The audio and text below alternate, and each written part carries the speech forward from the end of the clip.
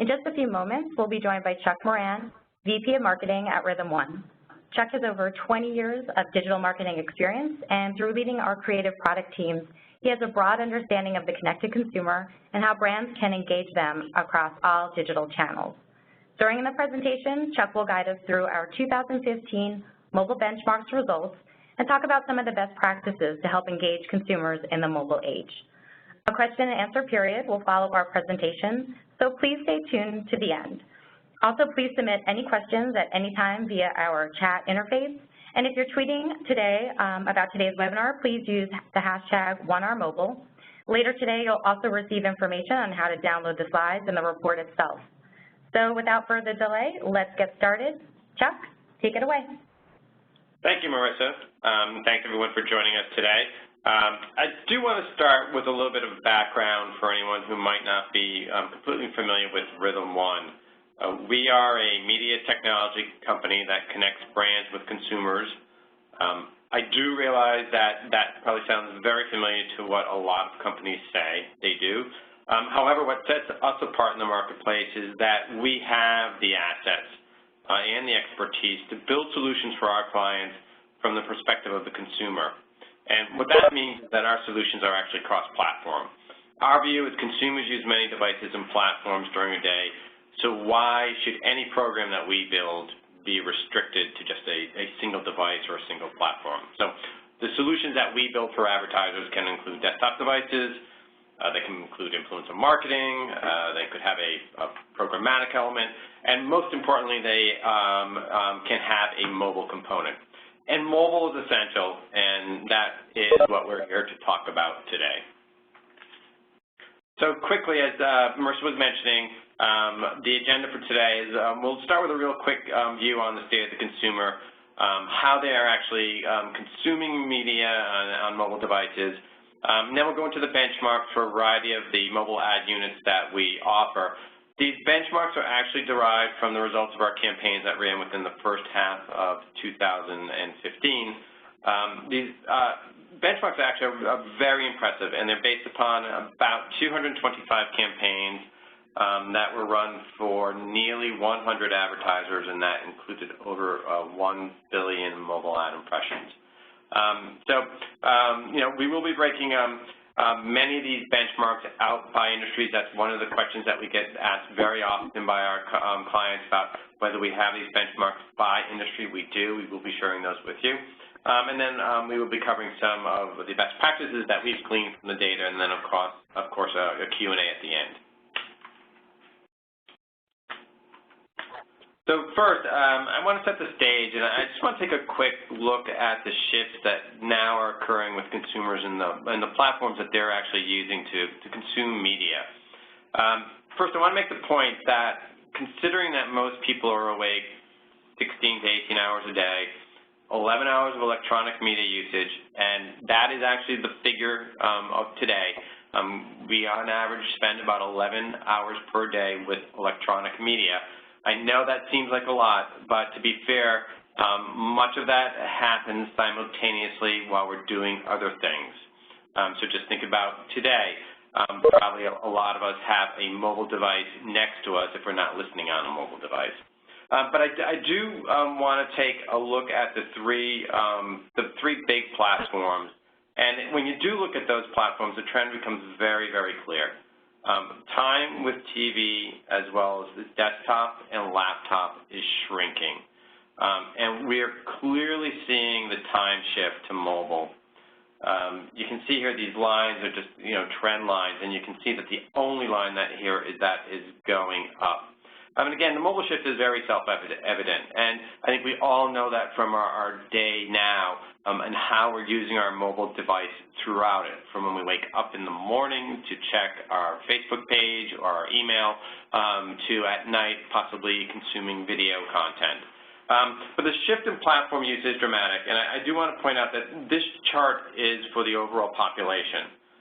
And you need to think of this, when we're looking at specific age segments, like teens and millennials and Gen Y.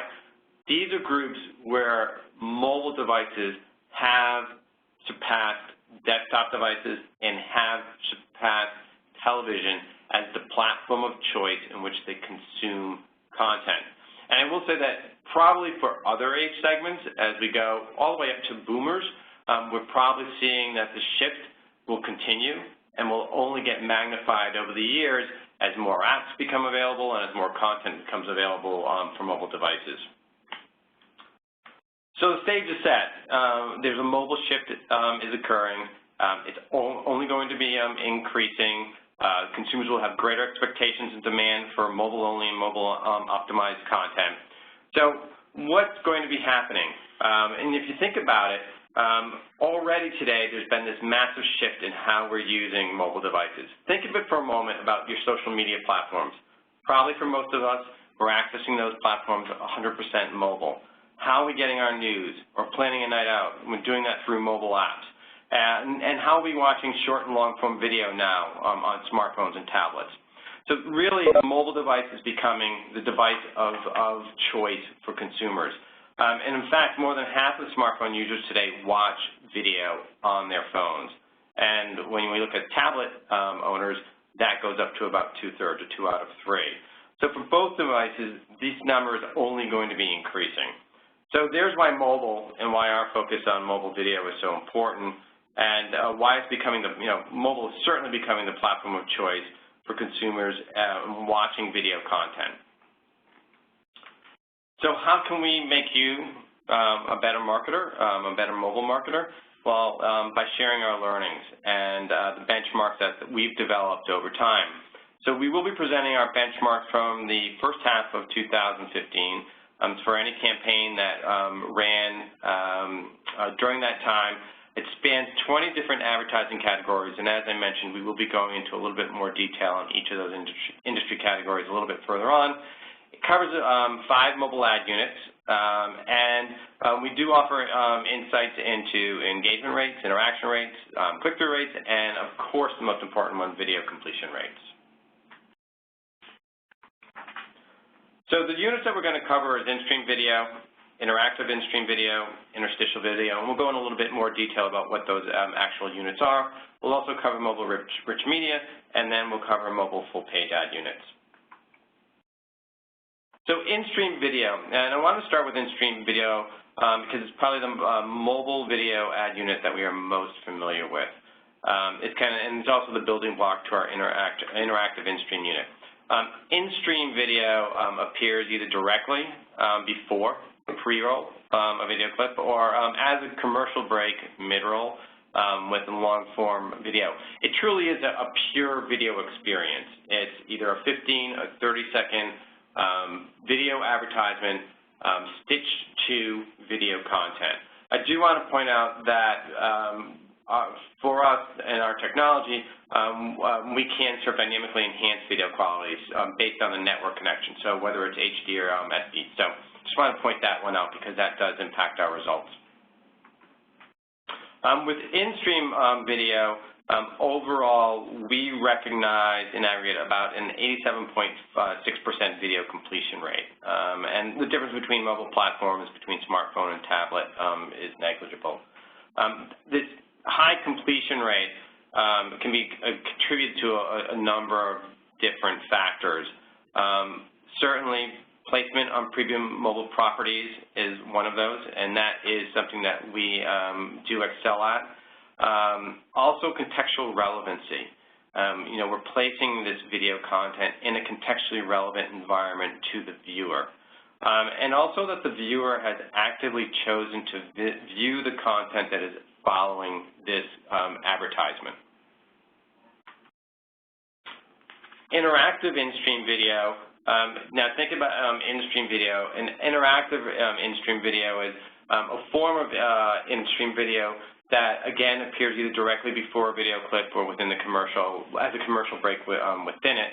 But it includes a whole suite of customized interactive features to it. So this is actually a very good example here for the AMC show Halt and Catch Fire, and you can see that we do have a video trailer on the right, but you also can see that there's many additional elements to this. You can see that the branded logo in the upper left-hand corner, which would click through to the AMC webpage. You see the subscribe location, and also the ability to watch full episodes. So there's a lot of interactivity built into this unit. And again, we can dynamically enhance the video quality based on the network connection. But again, the basis of this is in-stream video with a lot of interactive features built onto it. Here, for interactive in-stream video, like in-stream, we saw very positive results in the first half of the year with an aggregated video completion rate of 88.2%. Again, this high completion rate can be attributed to a lot of different factors. Certainly the placement on premium mobile properties and apps, as well as contextual adjacency. And again, the fact that the viewer has chosen to view the content that is following this advertisement. Again, here you'll also see very little difference between smartphone and tablet devices. With the interactive in-stream, because of the engagement opportunities, we can also calculate out an interaction rate. And this is an important number to actually look at. So the interactive in-stream delivered an interaction rate of 0.64%. And I think, as a means of comparison, that figure is, compared to, let's say, a CTR out of a typical display campaign, considerably higher by the magnitude of 3x. And I do want to point out that the interaction reported here is an average. And so certainly, depending upon the interactive features that we build onto the ad creative, that will certainly impact upon the interaction rate. But in average, we're seeing about a 0.64% interaction rate, and smartphones here are performing slightly better than tablets. Interstitial video. Interstitial video is a transitional unit. I think we're all familiar with the interstitials, and that as we're moving within screens, within apps, or at an app launch, or during a screen change in a mobile web environment, we are intercepted with a full-page ad. I do want to note the difference between forced and skippable executions. So there is a forced view interstitial where the consumer cannot close out of the unit. And then, of course, there's a skippable execution, which gives the consumer a bit of control. I do want to just note there that from a consumer experience perspective, skippable is the preferred execution. It can impact results. So over the first half of the year, we did see an average video completion rate of a little north of 16.5%. And tablets did see about a 2x better performance than smartphones for interstitial video completion. This VCR is obviously impacted by a number of factors. Again, in a non-forced view, the consumer is in control and can close the window. And second, that this is a transitional unit. So by nature, it's a bit disruptive to the browsing experience and can impact consumers' behavior. Interstitial video, does afford us to measure a click-through rate. That is the measure on just clicking on the unit and moving through to a specific landing page. CTR for an interstitial video is actually quite high. It's at a 1.7% overall. And again, smartphones here are outpolling on tablet devices. Mobile rich media.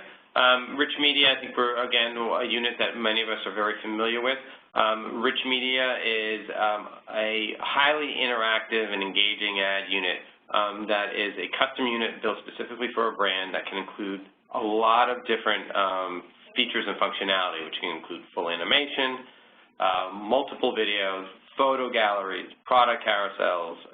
You can include social sharing, GPS and store location features, as well as device activation. The mobile rich media that we offer can house up to 3 calls to action. So these could be things like visiting a website, adding an event, a movie release to a calendar, tap to like, tap to a Facebook or Twitter page, tap to video. So there's a number of different interactive features that can be included into a mobile rich media unit. Our mobile rich media units achieved a nearly 90%, actually over a 90% video completion rate, with tablets just slightly outperforming smartphones here. What's driving this great result? Creativity and relevance. Mobile rich media ad units are pure bespoke units, and because they are so customized to the audience that brand is targeting, they are truly, truly engaging. In addition, contextual relevance, placed in environments that are actually, the ads are going to be that much more relevant to the audience segment the brand is trying to reach, also comes into play here. From an interaction perspective, the interaction rate is incredibly high here, and we saw outstanding results for the mobile rich media with an 11% interaction rate. I do want to point out that our rich media campaigns in the first half of the year were slightly weighted towards smartphones. Mobile full-page ads. Mobile full-page ads are static ads. They take over the entire device screen, appearing as a display ad. They appear at the app launch, a game level change, or within a photo gallery, as someone might be swiping through a photo gallery. And the entire screen is clickable, so it's a hotspot. So this unit in the first half of 2015 delivered a overall CTR of 9.3%. And as you can see here, tablets, by providing such a large canvas, delivered exceptional results. And you can see here it's almost 2x that of the smartphone. Again, the importance of showing these units in a premium mobile environment, in a contextually relevant environment, is essential. And to a certain extent also, having very good visually arresting imagery is also important. So to talk a little bit more now in depth on the industry benchmarks, we've covered the ad unit benchmarks, but again, as I mentioned, one of the questions that we very frequently are asked is, how did my campaign stack up against my peers? Do you have industry-specific benchmarks? And we do, and we're very happy to share those with you. So from a video completion perspective, across all of the video-enabled units we offer, we achieved slightly less than an 88% video completion rate. Again, in aggregate, a great number. But certainly, a few industries stood out here. The top two industries from a video completion rate were the travel industry and then the entertainment industry. And specifically, we break entertainment out into a number of different categories. And here we're talking about the entertainment industry and DVD releases. And these two industries, travel and entertainment, are certainly industries that, when you think about it, lend themselves from a messaging perspective to sight, sound, and motion. From a travel perspective, there's nothing better than actually being able to visually see a destination or a attraction versus just looking at a static image. And of course, from a DVD release perspective, you can show a video trailer. These two industries were followed by employment and financial services, as well as retail. And certainly, the employment and financial services are more complex products that can really benefit from presenting their product or service through video. And certainly among retail, video is an ideal way in which a brand or a retailer can highlight particular fashions, styles, outfits, or anything that really kind of pertains to that kind of retail component. From an interaction perspective, we saw that, again, entertainment is on top here. And again, as we break this out a little bit, you'll see that entertainment film release and then entertainment tune-in at number 3 are the within the top performing categories. And again, entertainment is perfect for video and in interactive video, in that they have the entertainment marketers have so much content in which they can build a lot of interactivity into the creative. You know, if you think about it, you can of course show a video trailer, but you also can show outtakes. You can have character profiles. You can have fan pages. You can be looking out to social platforms. You can have countdown clocks. So there's a lot of things and a lot of content in which the entertainment marketers have and which are applicable to using them within any unit that has interactive features and functionality. And then certainly you see here retailers and automotive. And again, industries that can use the interactive features to present a whole lot of their products or their product features. And if you think about it from an automotive perspective, you could be including, say, an image gallery or a video gallery where you're showing multiple views of a automobile model or particular features and functionalities of the car itself. So then we're just going to take a quick look at some selected benchmarks for a couple of the other industry categories that we mentioned. We tried to group them into some logical order here. It's a little bit tough, but as you can see here, we've kind of combined the CPG industry for food and non-food along with the quick-serve restaurants. And you can see here we've broken it out by smartphone and tablet that, you know, there's high video completion rates for all of these. But particularly for the within the CPG category, particularly within the food. And if you look there at the tablet device and how it performs better than the smartphone, it makes sense. Being able to offer you know, video content within an ad that may be highlighting a particular product or even featuring a recipe or a shopping list, perfect for a tablet device. And then, again, you can see there in the quick-serve restaurants, same thing, tablets outperforming smartphones by a slight bit. For some other categories, again, here we have featuring the TV tune-in, the telecom, the automotive, and the financial services. And I want to direct your attention to that one on the far right there in the financial services industry. Financial services, a bit of a more complex product. In an industry that generally has a lot of video content in which they can, and thought leadership that they can share.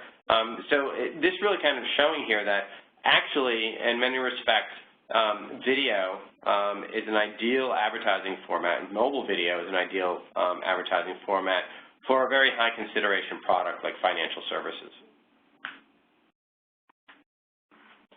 So, you know, now that we've covered the kind of the numbers, let's talk about how you can use these numbers and what are some of the best practices that we hope that you can take away from this and bring into your own programs and as you build out, you know, a variety of different types of campaigns. First is video duration, and really there's two kind of takeaways here. Shorter mobile video ads typically get higher completion and engagement rates, and that's something to be very cognizant of. 15 seconds or less is optimal for driving video completions. And this is really ideal for campaigns with a branding goal. If you're looking for engagement, we do recommend a 30-second spot. And you can see here the 30-second spot had almost a 0.7% interaction rate compared to a 15-second spot, which only had a 0.53 interaction rate. The next best practice is start strong. And I know that kind of sounds a little maybe counterintuitive, but there's been a lot of cognitive studies on consumers and how consumers absorb information within ads. and you really have about 6 seconds to get the consumer's attention. So Vine was onto something here. And so you really need to make sure that you're using those 6 seconds very, very wisely. Because you want to make sure that you're impacting the consumer as quickly as possible, you're engaging the consumer as quickly as possible, you're getting your brand message and you're getting your brand identity across as quickly as possible, as all things avoiding mobile video drop-off. So a couple things to consider here, and this next chart will show you just how significantly video viewership drops off after the first quartile of a 15-second and 30-second ad.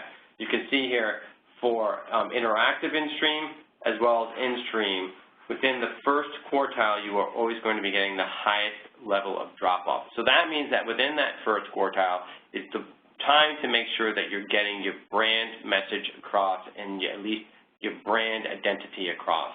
I will say that if you are repositioning creative from television, this is when you really need to be diligent and make sure that that creative actually is going to work in a mobile environment. And if you are repositioning assets from television, again, be careful. Take a look at them and see if they can be edited or constructed in a way that is works much better for mobile. Ideally, is to create mobile-specific video assets, assets that take advantage of the inherent lean-in nature of mobile, the inherent flexibility of mobile, and where you can actually truly engage with the consumer, and you're not just repositioning those assets that you have been using in your television commercials. Branded, supplementing your video. So one of the very important things that we recommend is to consider using a branded overlay on top of your video. And we have found that when you include a branded overlay as well as an end card, and we'll talk a little bit about an end card, you can increase engagement with your video ad by over 620%. So a branded overlay is very simple. You can see it here on the left. It's an indelible feature on the video that includes brand assets. And what it does is it allows the brand to sit front and center with the consumer throughout the video experience. It also can include additional messaging, on top of or within or even around the video itself. Again, though, the really important thing here is that this is a great way in which to keep the brand visible to the consumer as they're consuming video content. And what we have found with branded overlays is that within the engagement rate that, from the perspective of just simple text, you can increase engagement rates by over 50%. And when it's animated text, we're seeing engagement rates of close to 90, increases in engagement rates of up to 90%.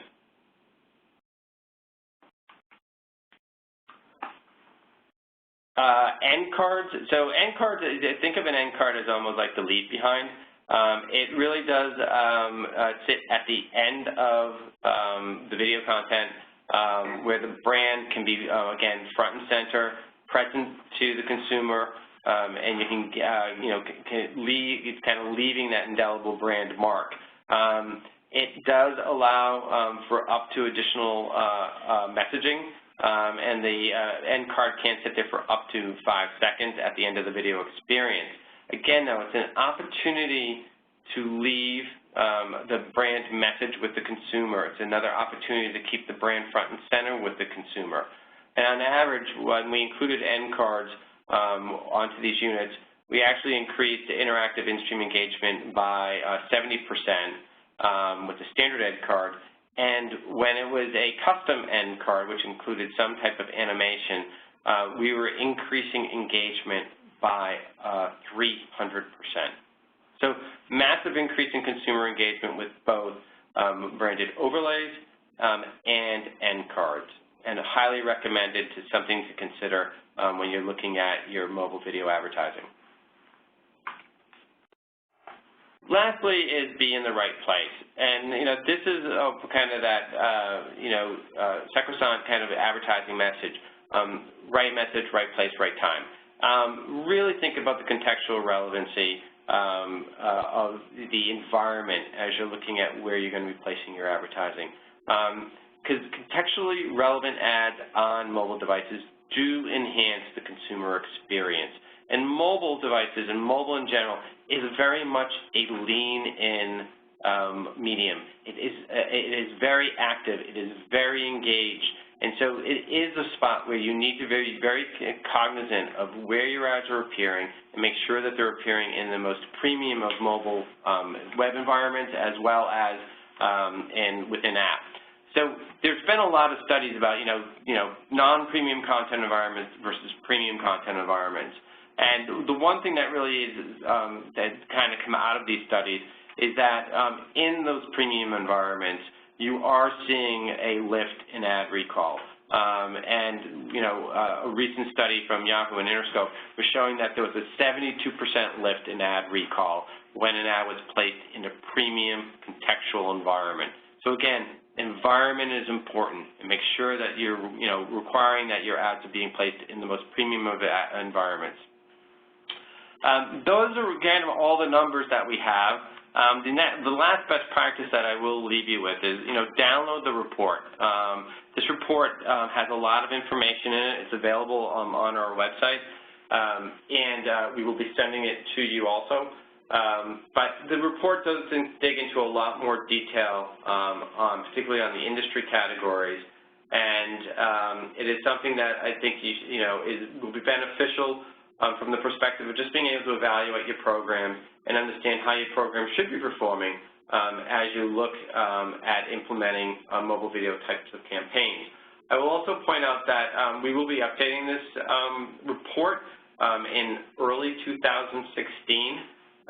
So at that point in time, please check back to our website, and it should be available there. And, of course, we'll be holding another webinar. We'll be covering those results. And if you are working with someone from RhythmOne, I would always highly recommend that you contact that person specifically, and they can help in getting additional details on the report or additional data for you. And now I'll open it up to questions. Thanks, Chuck. Hi, folks. This is Mark Hafer, and I work in marketing here at the company, and we have a few questions to get through. First question, Chuck. What do you think the impact of simultaneous multi-screen viewing is on the amount of attention people are actually paying to mobile devices?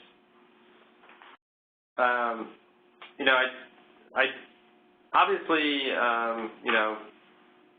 consumers of these, kind of have this omni-channel consumer that they're sitting and they're with a smartphone, even a laptop, watching television.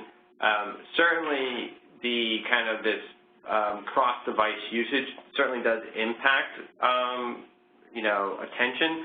But I think if you think about mobile is a very lean-in experience. It's a very active experience. It's a very engagement-focused experience. So when you compare that to something like television, whether it's time-shifted television or even live television, I still think that the mobile device, because of its very nature, because it is something that you're actively engaged with and that you are leaning into, you are going to see, I believe, a much higher level of engagement than you would to other platforms when someone's using multiple devices at the same time. Thank you. What trends are you seeing about the impact of mobile video effectiveness versus TV? We don't have any data here on television. I think probably the kind of the point of reference on what the impact of mobile video efficacy is versus TV is just the shift that you're seeing in brand dollars. I think that the brands now are recognizing not only that consumers have shifted their media time, but obviously there's the efficacy perspective. But brands are now seeing that, they have to move dollars into the mobile environment. And I think that is, they're doing that not only because consumers are moving and consuming content on mobile devices, but also because they're that much more actively engaged on their mobile devices. I haven't seen any kind of real studies on it, but I do think that the mobile environment, again, because it's that lean environment, is probably more effective. Sure, makes sense. I have a question here, actually a comment and then a question. Our in-stream completion rates are quite high, and at what lengths are we seeing the greatest success? We saw about 15 seconds for, the, completion rates is the most, successful. And the completion rates here, the video completion rates here are high, but I think that, we've kind of made the point that there's a couple different factors that go into video completion rate. Number one is that, this is in-stream, so that consumers actively trying to get to a piece of video content. I think that's number one. Number two is that the environments that, we focus in on more premium video in-app environments, mobile in-app environments. So I think that in and of itself, it's a premium environment with really good content. I think that kind of then pushes certainly the video completion rate. I think in rich media, where we saw over 90% video completion rate, I think there again it's creativity. I think it's that the rich media experience lends itself to such a bespoke creative element that element is tailored to the audience itself. And a brand can really think about, how am I going to actually engage with that audience? How am I going to get them to, watch this video? What other features can I add to this? And it really does become an experience for the user. So I think those are the things. I think it's a premium in-stream environment, contextual relevancy, and creativity. I think those three things that really kind of drove our video completion rates. Thank you. I have a question here, and you touched upon this a bit, but what are some noteworthy performance differences between tablets and smartphones? I think the tablets obviously offer a much larger, creative palette. They're just larger in size. We've done a lot of research actually from a consumer perspective on tablet and smartphone uses, and tablets also tend to be used by different segments. So we've found that typically millennials, younger folks, are not using tablets. We find that older women tend to use tablets more than older men, or younger women or younger men. So I think that, some of the differences that we see is certainly you saw like the full screen ad, or even like some of the rich media.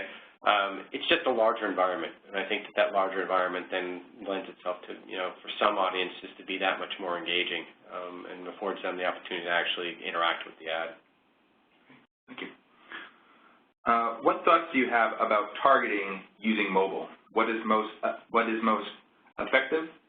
And what are some of the more creative execution you've seen using mobile-only features?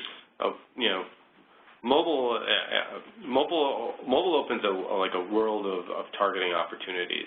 Obviously, there's some really basic targeting you can do, contextual targeting. You can do, broad geographic targeting. You can do device targeting. You can do operating system targeting. But you can also, if you think about it from, say, a retailer perspective or a QSR, quick serve restaurant perspective, you can get into geofencing, where you can get, very specific locations and targeting consumers. You can do, cross-device targeting, where you can, reach a consumer on one platform, a desktop or a laptop, and then re-engage them and remarket to them on their mobile device.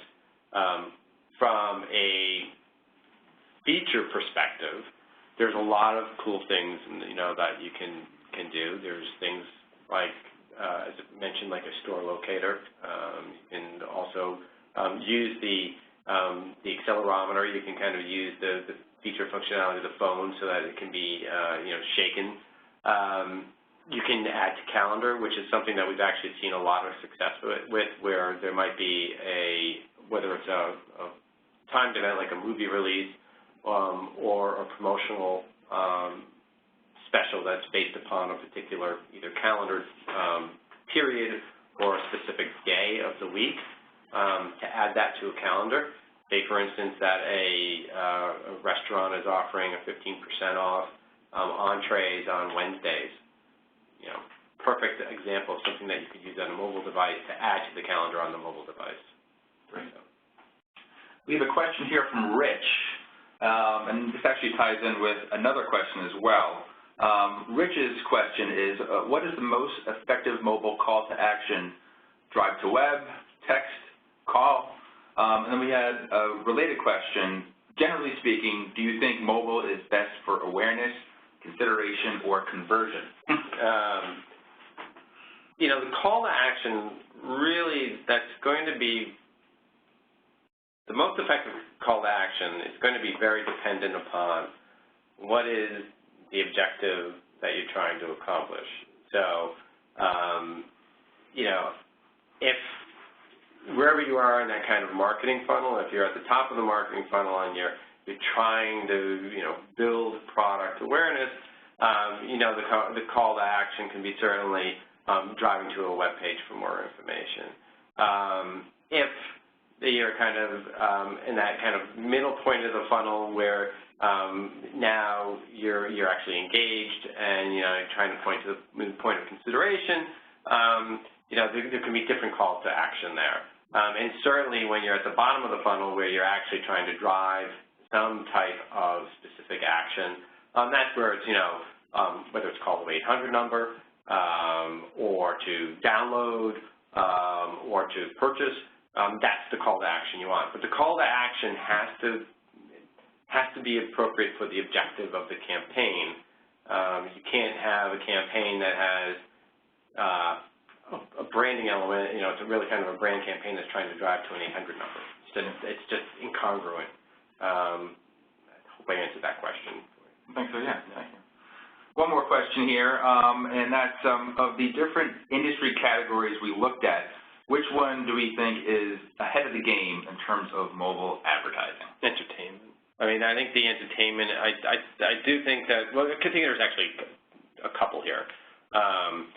Entertainment, certainly, I think that entertainment lends itself to mobile. And the fact that whether it's a film release or a DVD release or a gaming release, generally that industry has always been on the forefront of, sight, sound, and motion.